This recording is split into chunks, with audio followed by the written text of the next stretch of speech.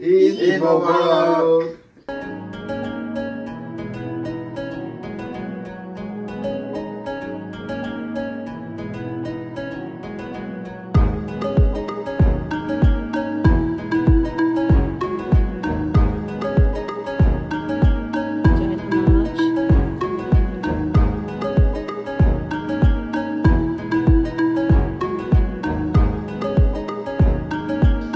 Hello my lovely viewers, আসসালামু আলাইকুম। Bangladeshi mum London. এখন সকালবেলা, গতকাল রাতে আমি রাত 3:30 বাজে ঘুমিয়েছিলাম বাসার কাজ টাজ কমপ্লিট করে। এখন আবার সকাল 8টার মধ্যে উঠতে হয়েছে, কারণ আজকে হচ্ছে ঈদের দিন। সবাইকে ঈদের শুভেচ্ছা, ঈদ মোবারক। আজকে জীবনের প্রথম আমি ঈদের নামাজে যাচ্ছি, কারণ আমাদের বাসার কাছেই আয়া সাদিয়ানদের স্কুলে ঈদের নামাজ পড়ানো হবে। এখন স্কুল হলিডে, তাই ওনারা এটা মানে বুক করতে পেরেছিল, সেই জন্য আমিও যেতে পারছি। একটু দূরে হলে আমি যেতে পারি না। তো আমার হাজব্যান্ড গতকাল থেকেই প্রিপারেশন যে আজকে সকালেই কিন্তু আমরা সবাই যাব। তো বাচ্চাদের পাঞ্জাবি, আমার হাজব্যান্ডের পাঞ্জাবি, আর আমি সে লং ড্রেসটা পরলাম। আমি জায়নামাজ নিয়ে নিলাম, সবাই জায়নামাজ নিয়ে নিলাম। আদ্রিতা বোরকা পড়েছে। তো আমরা এখন নামাজের উদ্দেশ্যে বের হয়েছি। আমাদের নামাজ হচ্ছে সকাল 9টায়। আমাদের ইচ্ছে হচ্ছে আমরা 9:15টার মধ্যে নামাজের জন্য উপস্থিত থাকব। তো আমরা হেঁটে যাচ্ছি। আমাদের এখানে তো গাড়ি রাখার বিগ প্রবলেম, তারপরও ঈদের নামাজটা হেঁটে গেলে ভালো হয়, যেরকম হাদিস শুনেছি আমি। এই তো চলে আসছি, জায়নামাজ বিছিয়ে বসলাম। অনেক ভালো লাগছে। আমি এই প্রথম ঈদের নামাজে এসেছি। আমি কয়েকদিন ধরে বলছিলাম যে আমার কখনো যাওয়া হলো না, তবে আমি যেটা চাই আল্লাহ কিন্তু সেটা আলহামদুলিল্লাহ কিছুদিনের মধ্যেই পূরণ করে দেয়। তো সেই অনুযায়ী দেখলাম যে আল্লাহ কিভাবে যেন আমার মনের আশাটা পূরণ করে দিল। নামাজ শেষ করার পর আমরা দান করলাম, মানে মসজিদে যে বক্স থাকে সেটা, এবং ওনারা সবাই অনেক কিছু নিয়ে এসেছিল। তো বাচ্চাদের চকলেট দিল। তো এখন আবার আমরা বাসার দিকে যাচ্ছি। মানে যে রাস্তা দিয়ে আপনি নামাজে আসবেন, অন্য একটা রাস্তা দিয়ে আবার বাসায় যেতে হয়। তো আমরা সেভাবে অন্য একটা রাস্তা দিয়ে যাচ্ছি। মানে এগুলো আর কি আমাদের মানে নবী রাসূলরা পালন করতেন, সেজন্য আর কি যারা ইসলাম সম্পর্কে জানে তারাও এটা মেনটেন করে। তো যাওয়ার পথে পার্ক তো আমাদের এখানে জায়গায় জায়গায়, তো বাচ্চারা একটু এনজয় করলো। বাসায় চলে আসছি।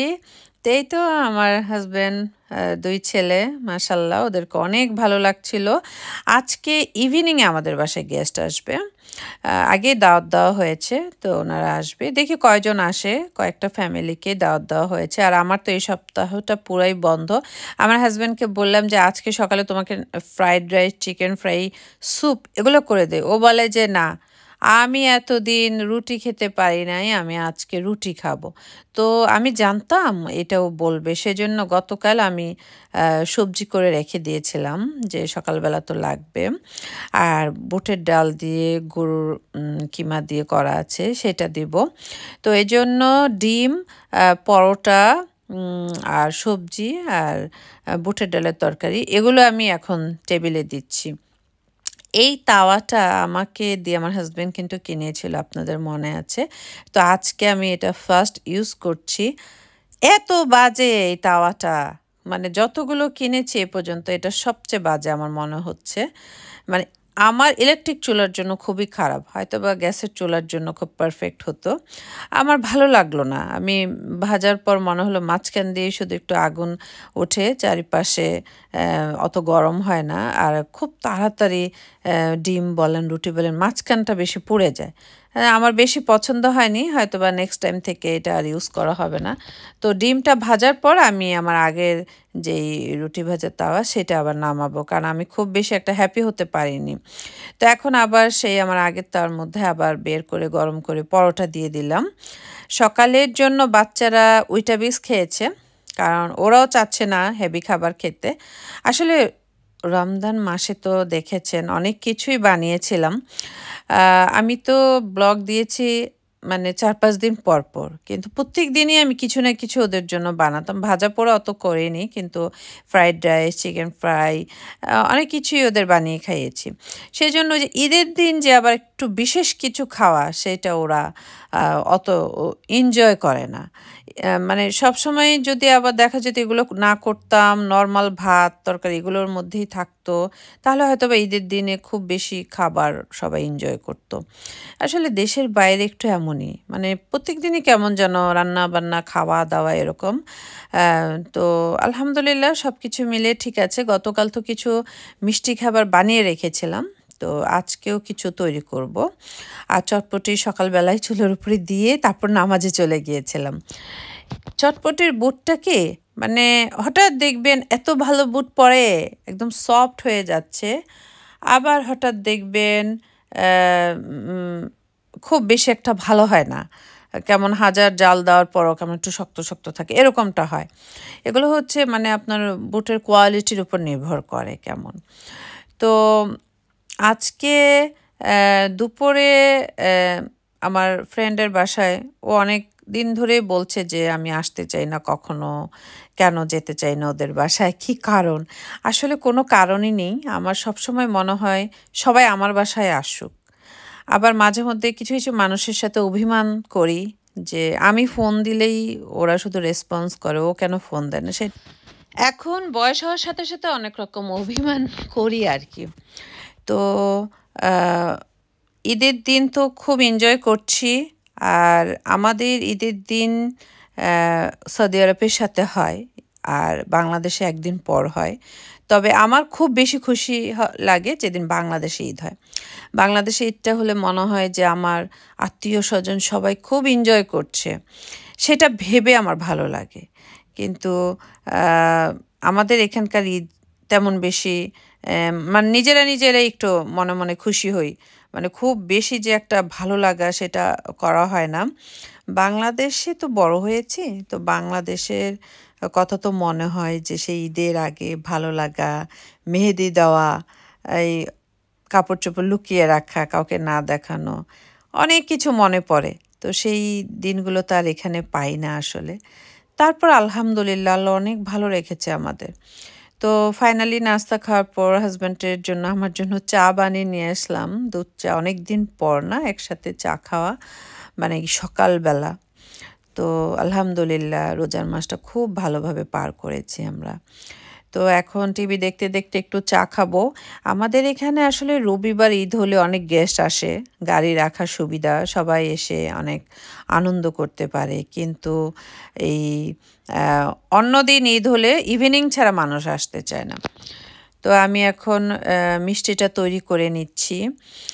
মানে অল্প, অল্প করে সব করে নিচ্ছি। বাসা তো গোছানো আছে। তারপরেও দেখা যায় যখন কিচেনে কাজ করি, তখন আমার বেডরুমে আয়াস আদিয়ান একটু এলোমেলো করে ফেলে।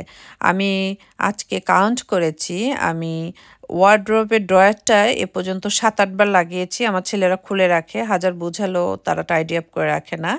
আর আমার বেড কভারটা আমি ৭-৮ বার ঠিক করেছি। মানে আমি ইচ্ছে করে কাউন্ট করছিলাম যে দেখি ওরা কতবার মানে এটাকে নষ্ট করতে পারে, কতবার আমি এটা ঠিক করতে পারি। মানে আস্তে, আস্তে মেজাজ খুব খারাপ হয়ে যাচ্ছিল যে কেন ওরা এরকম করে? হ্যাঁ? বাচ্চারা তো ছোট থাকে একসময়, এখন বড় হচ্ছে। কেন এরকম করে? এরকম আরকি অবস্থা। তো আস্তে, আস্তে সব রেডি করে টেবিলে এখন সাজিয়ে নেব। আর আমি ফালুদাও রেখেছি। ফালুদাটা এজন্যই রাখা যে হালকা, হালকা সামার পড়েছে, মানে হালকা গরম আবার শীত এরকম একটা ওয়েদার আরকি। তো ফালুদাটা অনেকে পছন্দ করবে। তো ফালুদাটা তো একদম ইনস্ট্যান্ট বানাতে হয়। সেজন্য সব রেডি করে রেখেছি। গেস্ট আসলেই সেটা আমি বানিয়ে দেব। আর চটপটির সব রেডি। চটপটিটা জাস্ট গেস্ট আসলে আমি মিক্সড করে দেব সবকিছু। তো এই তো সব রেডি হয়ে গেল। এখন সবকিছু ঢেকে রাখবো। বাচ্চারা যা, যা খাওয়ার খেলো, আমার হাসব্যান্ড খেলো। এখন আমরা একটু আমার ফ্রেন্ডের বাসায় যাচ্ছি। আমি আজকে খাদির একটা ড্রেস পরেছি। কত বললাম না যে ঈদের এই ড্রেসগুলো পরবো, আসলে একটু নর্মাল ড্রেস পরলেই দেখা যায় স্বাচ্ছন্দ্য বোধ হয়, আর আমি হাঁটাচলা করা যায়। তো খাদির এই ড্রেসটা আমি কিনেছিলাম, এখনও পরা হয়নি, আজকে কিনলাম। তো আমার ফ্রেন্ডের বাসায় চলে আসছি, ও অনেক কিছু রান্না করেছে, অনেক কিছুই রান্না করেছে। তো দেখলাম ও খাবারের জন্য অনেক রিকোয়েস্ট করলো, কিন্তু আমার বাসার বাচ্চারা, আমার হাজবেন্ড, আদ্রিতা সবাই বাসার থেকে মেন ফুড খেয়ে আসছে। তারপরও আদ্রিতা একটু খেতে বসলো, পুরোটুক শেষ করতে পারলো না। আয়াসাদিয়ান খেতে চাইলো না। এই বাসায় আরেকজন ভাবি ভাইয়া আসে, ওনাদের সাথেও পরিচয় হলাম। আমার হাজব্যান্ডের দেশের উত্তরবঙ্গের, খুব ভালো লাগলো, খুব ভালো মানুষ। আমার ফ্রেন্ডকে অনেক সুন্দর লাগছে, ও সবসময় সুন্দর, আর একটু সাজুগুজু করলে আরও বেশি সুন্দর লাগে। মানে সবাইকে অনেক ভালো লাগছিল। তো আয়াস, আদিয়ান, জোহান ওরা এখানে প্লে করছে, আর ফ্রেন্ডের মেয়েটা ও বাহিরে ওর ফ্রেন্ডের সাথে ঘুরতে গিয়েছে। আদ্রিতা ওর রুমে একা বসে আছে, ওরা আসলে আদ্রিতা ওদের সাথে গল্প করবে। তো আমরা বেশ কিছুক্ষণ ওদের বাসায় ছিলাম, প্রায় 2 ঘন্টার মতো ছিলাম। আমি আবার বাসায় চলে আসলাম। আর আয়াজের বার্থডে তোর আব্বু চোখে ড্রোনটা দিল, সেটা তোর এখনও বাহিরে মানে খেলা হয়নি। তাই ওর আব্বুকে বললো যে চলো আমরা একটু আউটডোরে যাই, আমরা একটু ওটা নিয়ে খেলবো। তো ওরা একটু বাইরে চলে গেল, আর আমি এখানে মেন ফুডগুলো রেডি করলাম। আমি পোলাও, মুরগির গোস্তের রেজালা, আর গরুর গোস্ত, আর শিক কাবাব, সালাদ, এগুলো সব রেডি করে নিলাম। আর বাসা তো গোছানো আছেই। কিছুক্ষণের মধ্যে আমাদের গেস্টরা চলে আসবে, আমার আপারা চলে আসবে। আপাদের সবাইকে দাওয়াত দেওয়া হয়েছিল, কিন্তু ওনার ছেলেদের কাজ আছে, সেজন্য ওরা আসতে চাচ্ছে না। আমার আপার ঈদের পরের দিন একটা চোখে অপারেশন আছে, সেজন্য উনি অসুস্থ থাকবে, তাই আজকেই আসবে। কারণ সবসময় তো দেখেন ঈদের পর দিন আসে বা আমরা যাই, সেজন্য ঈদের দিনটাই রিকোয়েস্ট করা হয়েছে আসার জন্য। আমার হাজব্যান্ডের জাহাঙ্গীরনগরের কয়েকজন ফ্রেন্ডকে বলা হয়েছে। তো কেউ কেউ আসবে, কেউ কেউ আসবে না, কারণ দেখা যায় ঈদের দিন অন্যান্য বাসায় অনেকে দাওয়াত থাকে। আমার বাসায় এই সপ্তাহটা জুড়ে প্রত্যেক দিনই গেস্ট আসবে। তো দেখা যাক সবাই ঠিক মতো আসতে পারে কিনা। আমার বান্ধবীদেরও আসতে বলা হয়েছে, সাথীকে, টিনাকে, তারপর নাসরিনকে। ওরাও আসতে পারছে না, ওরাও ব্যস্ত। মামা আপাকেও ভেবেছিলাম এবার আসবে, উনিও। আমার মামা আপাও চলে গেছে বেলজিয়ামে। সব কিছু মিলে আর কি ঠিক আছে, আল্লাহ যা ভাগ্যে রেখেছে তাই। তো আমার অনেক ভালো লাগে, আমি যখন আমার বারান্দাটায় ঘুরি, যখন আমার কিচেনে এসে 1 কাপ চা বানাই, টিভির সামনে বসি, এতে মনে হয় যে আমি অনেক বেশি এনজয় করে ফেলেছি, অনেক ভালো লাগছে সব কিছু মিলে এরকম। তো আমি এখন ফালুদাটা রেডি করলাম, এরই মধ্যে আমার গেস্ট অনেকে চলে আসছে। তো আপারা চলে আসছে, আমার হাজব্যান্ডের বন্ধু রাজীব ভাইয়ের ওয়াইফ চলে আসছে, আমাদের আরেকজন ভাইয়া তাহমিনা ভাবি, ওনারাও চলে আসছে। তো সবাই মিলে এখন আমরা ঈদের খাবার খাচ্ছি আর কি। ওনারা সবাই খুব পছন্দ করেছে সবগুলো খাবার। আমার আপার ছেলের বউরা মাশাল্লাহ এত স্মার্ট আর এত সুন্দর হয়ে গেছে, আর খুব ভালো, ওরা খুব সুন্দর করে সংসার করছে, দুজনেই এখন ফুল টাইম জব করে। আল্লাহ ওদের অনেক সুখে রাখুক, দোয়া করি।